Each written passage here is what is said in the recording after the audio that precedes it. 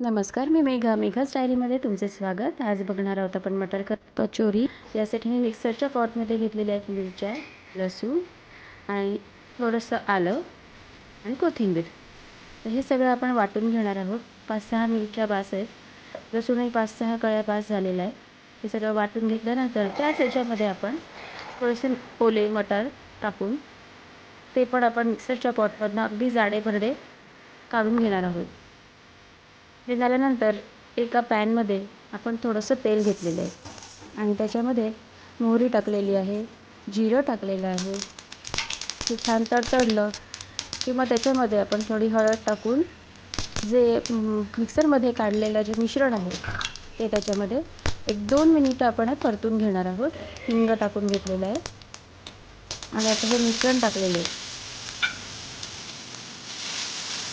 छान 2 मिनिटं हे परतून घेतलं की नंतर आपण त्याच्यामध्ये मटरची जी पेस्ट आहे जाडी भरडी केलेली ती पण आपण ह्याच्यामध्ये परतवून घेणार आहोत. अगदी फार शिजवायचं नाही आहे आपल्याला हे. अगदी 2 ते 3 मिनिटं किंवा जास्तीत जास्त 5 मिनिटं आपण हे शिजवणार आहोत, परतवून घेणार आहोत. हिरवं हिरवेगार किती छान. आता कोरडे मसाले आपण घालून घेऊया. लाल तिखट पूड, गरम मसाला, धणे पावडर, जिरे पावडर, थोडंसं मीठ जे तुम्हाला चवीपुरतं जसं हवं आहे तसं. थोडीशी साखर मी घालून घेतलेली आहे. त्यानंतर आता आपण ह्याचं वरचं आवरण बनवणार आहोत. तर त्यासाठी मी मैदा घेतलेला आहे. त्यात थोडं चवीपुरतं मीठ आणि तेल टाकून छानपैकी मळून घेणार आहोत. थंडच पाण्याने मळायचं आहे आणि मळून पण थंड तेलाचं घालायचं आहे. हे सगळं आपण मळून घेऊन 20 मिनिटं आपण ह्याला झाकून ठेवणार आहोत. जास्त पण अगदी पातळ नको आहे आणि अगदी पण घट्ट नको आहे. साधारण असं आपण घेतलं आहे.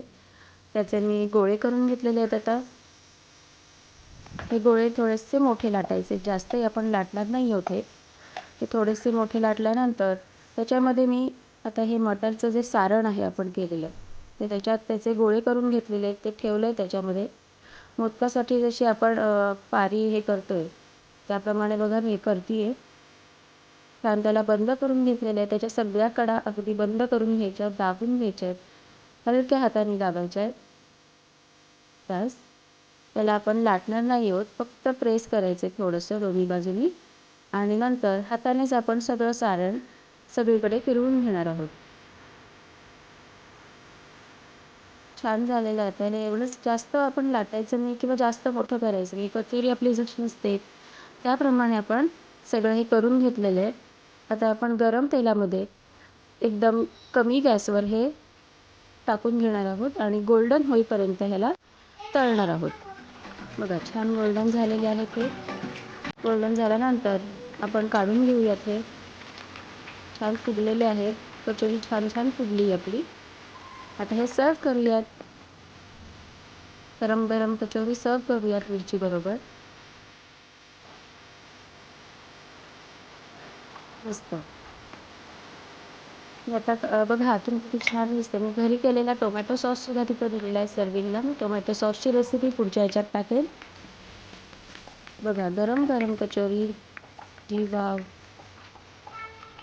मस्त मस्त. तुम्ही पण करून बघा, खाऊन बघा, एन्जॉय करा. माझी ही रेसिपी तुम्हाला कशी वाटली ते पण मला कळवा. धन्यवाद.